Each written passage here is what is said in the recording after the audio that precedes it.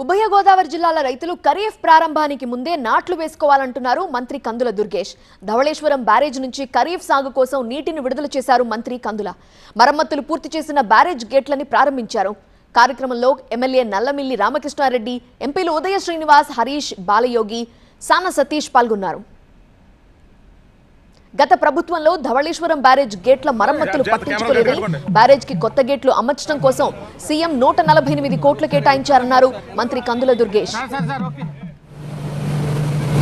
ఉన్నటువంటి రమారమి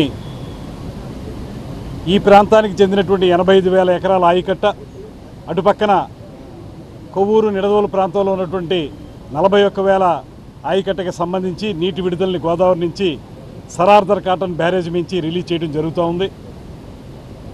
రాబోయే రోజుల్లో వర్షాభావ పరిస్థితులు కూడా ఉంటాయి కనుక దాన్ని ఎదుర్కోవటానికి ముందుగానే నాట్లు వేసుకోవాలని, ఇప్పుడు ఈ జూన్ నెలకు మొత్తానికి కలిపి సరిపడేటువంటి వాటర్ని ఇవ్వగలిగేటువంటి పరిస్థితుల్లో ఇరిగేషన్ డిపార్ట్మెంట్ ఉంది.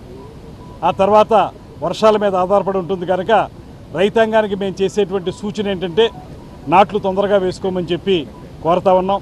148 కోట్ల రూపాయలని ముఖ్యమంత్రి గారు ఈ గోదావరి బ్యారేజీకి సంబంధించినటువంటి రిపేర్లకి మొత్తంగా రిలీజ్ చేయటం, ప్రొటెక్షన్ చేసినటువంటి ఈ సరార్దర్ కాటన్ బ్యారేజ్ యొక్క రిపేర్లకి ఇవాళ శ్రీకారం చుట్టడం, ఇవన్నీ కూడా రైతాంగానికి ఆనందం కలిగించేటువంటి అంశాలు. గోదావరి కాలుష్య నివారణకు చర్యలు ప్రారంభించిన డిప్యూటీ సీఎం పవన్ కళ్యాణ్ కి బీజేపీ ఎమ్మెల్యే నల్లమిల్లి రామకృష్ణారెడ్డి ధన్యవాదాలు తెలిపారు. బ్యారేజ్ నిర్లక్ష్యానికి గురైందో, వైఎస్ఆర్సీపీ ప్రభుత్వ హయాంలో గేట్లు రిపేర్ చేయకుండా ఉన్నారో దాన్ని రిపేర్ చేయాలి అనేది విషయం ప్రస్తావించిన వెంటనే ముఖ్యమంత్రి గారు నిధులు మంజూరు చేశారు.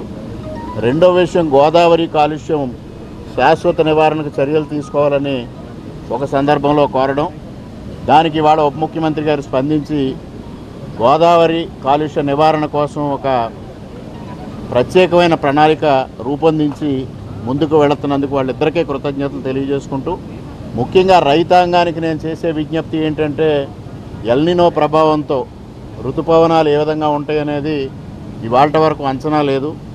అందువల్ల నీటిని పొదుపుగా వాడుకోవడం ఒకటి పక్క అయితే, ఎరువులు పురుగు మందులు ఇవాళ యుద్ధం కారణంగా కొంత క్రైసిస్ ఏర్పడుతున్న నేపథ్యంలో, అదేవిధంగా కేంద్ర ప్రభుత్వం ప్రకృతి వ్యవసాయాన్ని ప్రోత్సహిస్తున్న దిశలో రైతులు ఎరువులు పురుగు మందులు తక్కువగా వాడి నీటిని కూడా పొదుపుగా వాడుకొని వారి పంటకి ప్రభుత్వం ఏ విధంగా సహకారం అందిస్తూ ఉందో దాన్ని అందిపుచ్చుకోవాలని విజ్ఞప్తి చేసుకుంటూ ఉన్నాం.